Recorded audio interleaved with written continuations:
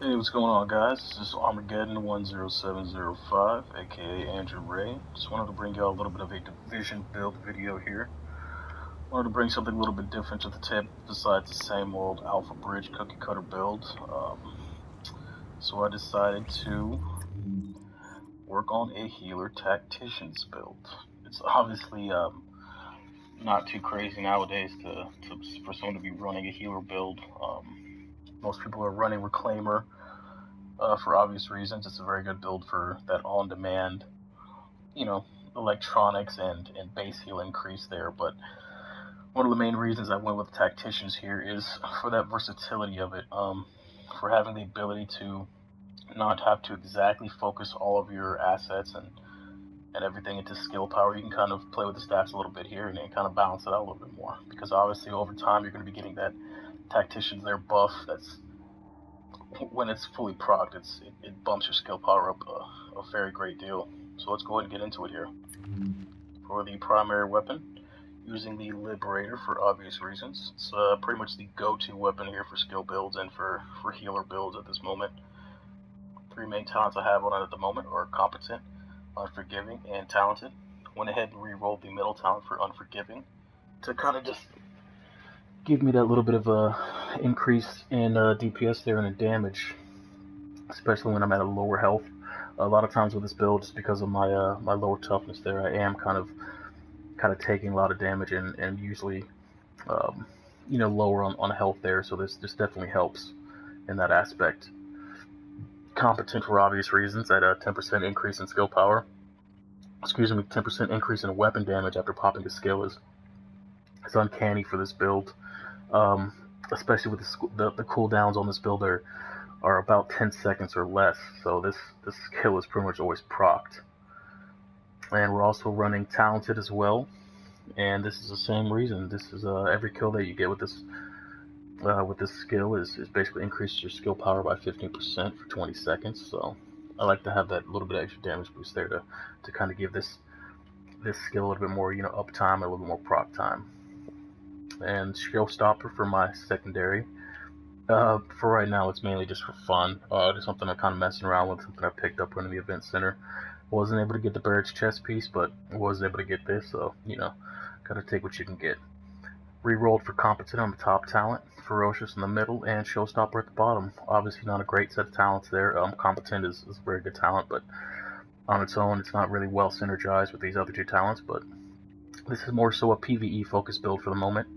We'll be doing some experimentation in the Dark Zone here pretty soon, but for now, I just sticking to PvE because just been having a lot of fun with it, and especially with the state that PvP's in right now, it's unless you're running Alpha Bridge, it's it's not very fun. Let's go ahead and move on to the main chest piece. Running a Rapid Chest for that 15% skill cooldown. It's extremely beneficial for anybody trying to run any type of healer build. Probably one of the single most important pieces that you need here. That 15% cooldown rate there is just uncanny, and it comes in handy, that's for damn sure. Running or rerolled, excuse me, for armor for obvious reason to get that toughness up. Ammo capacity and health for a little bit more survivability there.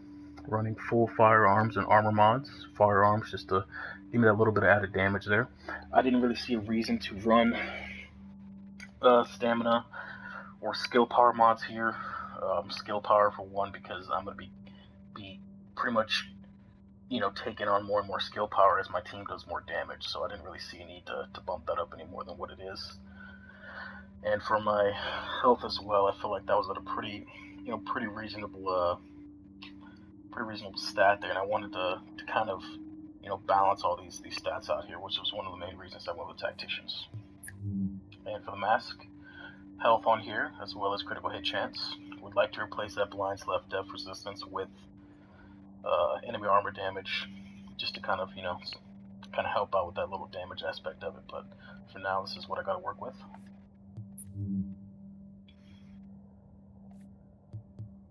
Excuse me, running electronics for my primary attribute on my chest.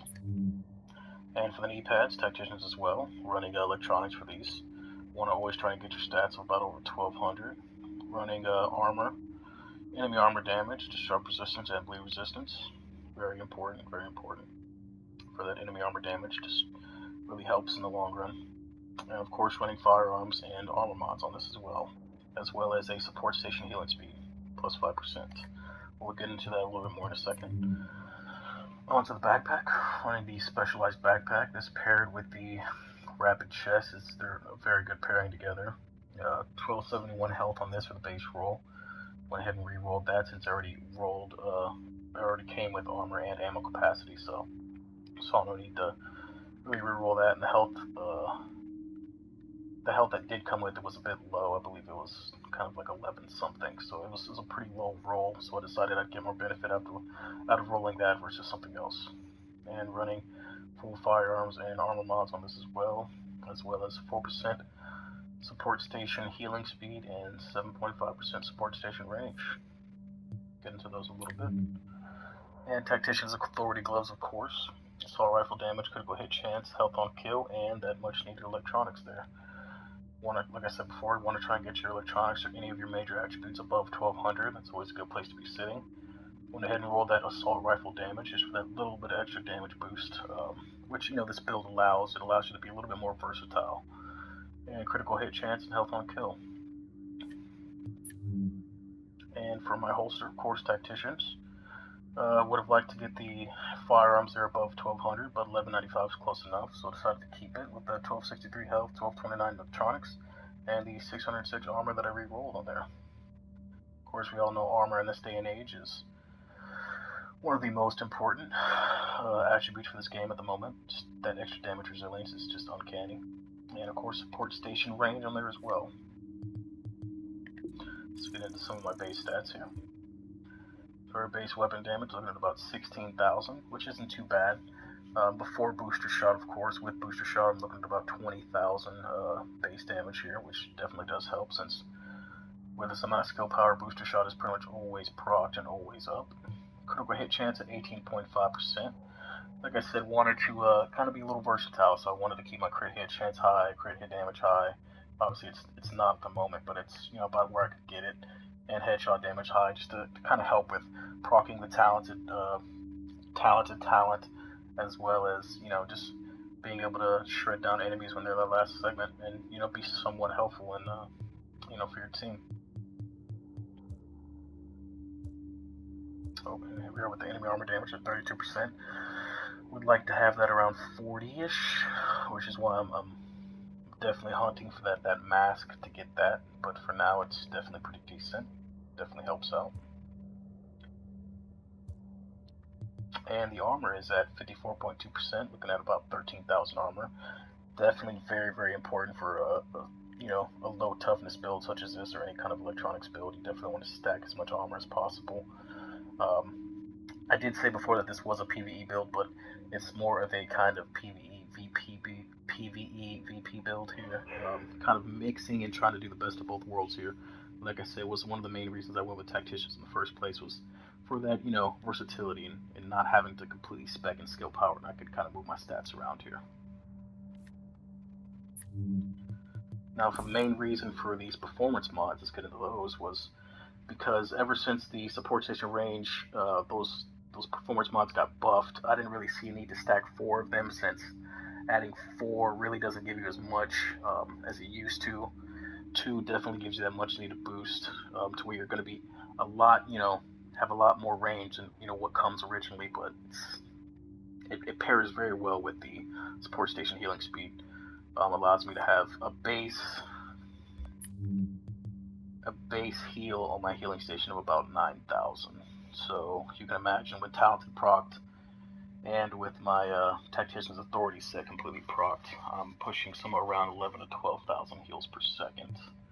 Running booster shot, of course, for just that added damage resilience and damage, of course. As I said before, it's definitely something that helps with the versatility, and this is the main reason for this set. It's able to do a little bit of damage, but not completely solely focus on electronics.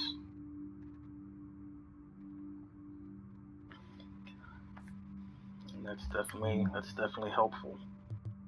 And for the sidearm, just for fun, just running the Rhino with a expert and a trained Just went through train just because critical hits increase the signature skill, so whenever I am in need I can pop that baby out and pop a few headshots off and hopefully get some crits and decrease that signature skill down.